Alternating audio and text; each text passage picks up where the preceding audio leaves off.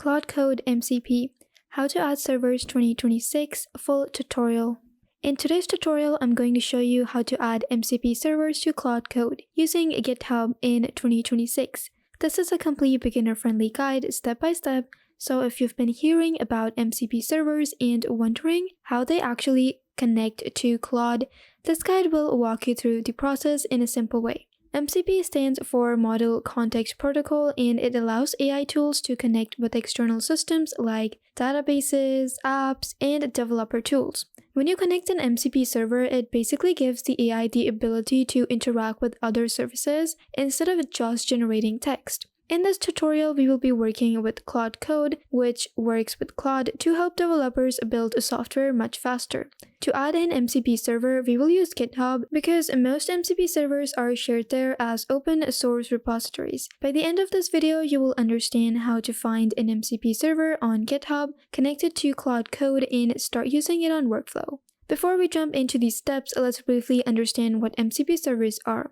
Normally, AI assistants can only respond with information based on what you actually ask them, but MCP servers extend that capability by letting the AI connect to external tools. For example, an MCP server might allow Claude to read files from your projects, it can access APIs and search documentation, also interact with development tools.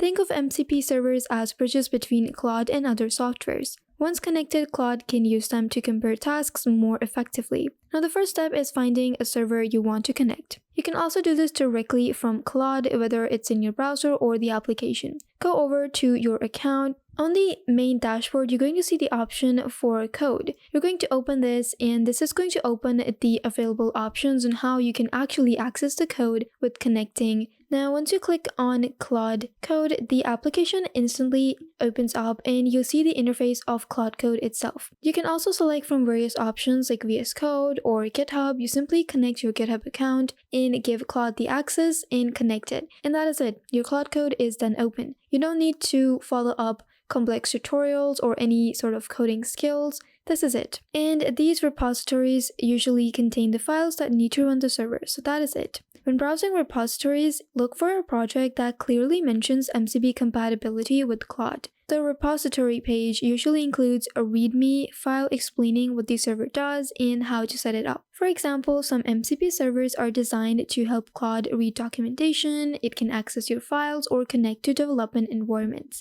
Once you find a server you want to use, open the repository and review the description so you understand its purpose. Now, after selecting the server you want, the next step is copying the repository link. You can either do that or simply just connect to your GitHub account and then you get the access to Claude Code. Now, inside this interface, you're going to go over to your settings. You're either going to look for tools or just MCP servers. Now, here is where the connected servers are managed. Now, you're simply going to go over to settings and you're going to find your way with connectors. Here you can click on Browse Connectors and connect different kinds of servers. Now, you can also just search up a server and simply browse these connectors and add them into your connection. A setup window will usually appear when you can configure the new MCP server or the new MCP connection. This is where the GitHub repository becomes really useful.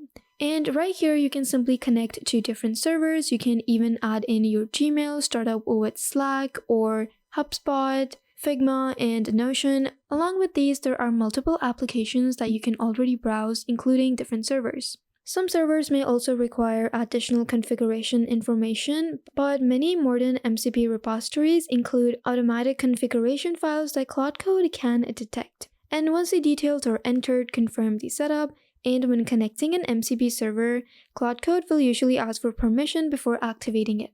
If you simply go over to Notion, and this just opens up the browser file for us to actually connect with our account. And that way, you're just going to grant the access to the specific application or the MCP server you just chose.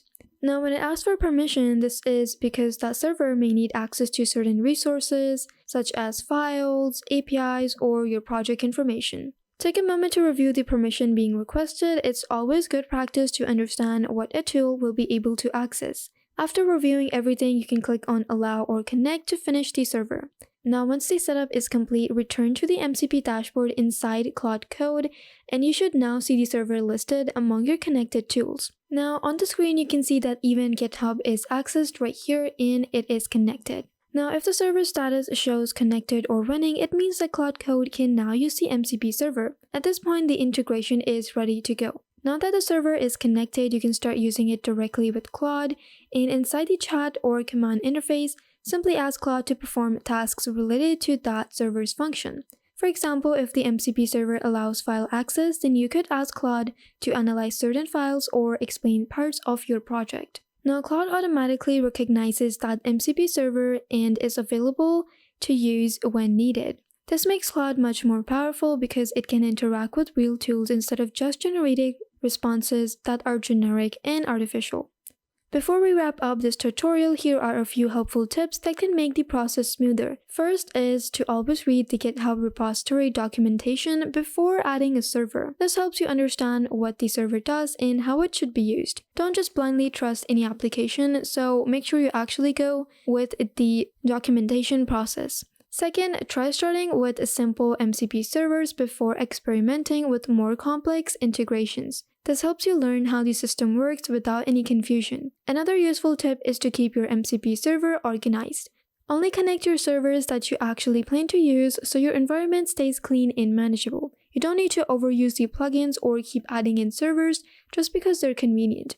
Only use the ones that you need the access to. And finally, remember that many MCP servers are open source, so they may receive updates, and checking the GitHub repository occasionally can help you stay updated with new features or improvements. As you can see, adding MCP servers to Claude Code using GitHub is actually a straightforward process. Once you understand the steps, you can simply find a compatible server on GitHub, and that way you can copy the repository link or simply just connect it through Claude. And you can add this inside the MCP section of Claude Code. You can approve the permissions and start using it with Claude. By connecting MCP servers, you expand what Claude can do and turn it into a much more powerful development assistant. And that is how you can add MCP servers to Claude Code using GitHub in 2026. Once you understand the basics, you can explore different MCP servers and integrations to explore Claude's capabilities even further. Before we wrap up, here is a quick reminder: the real value comes from when you actually try this yourself. Pause the video, open the tool, and follow the steps you just saw. Even small practice makes a big difference. Remember, no tool works perfectly the first time. Experiment, make adjustments, and don't worry about mistakes. That's how you improve. If this tutorial has helped you, make sure to like the video so more people can find it, or share it with your colleagues or team members. Subscribe for more step-by-step guides just like this, and let me know in the comments if you have any questions about this guide or any questions about other softwares and AI tools and what tutorial you want next. Thank you for watching. I'll see you in the next one.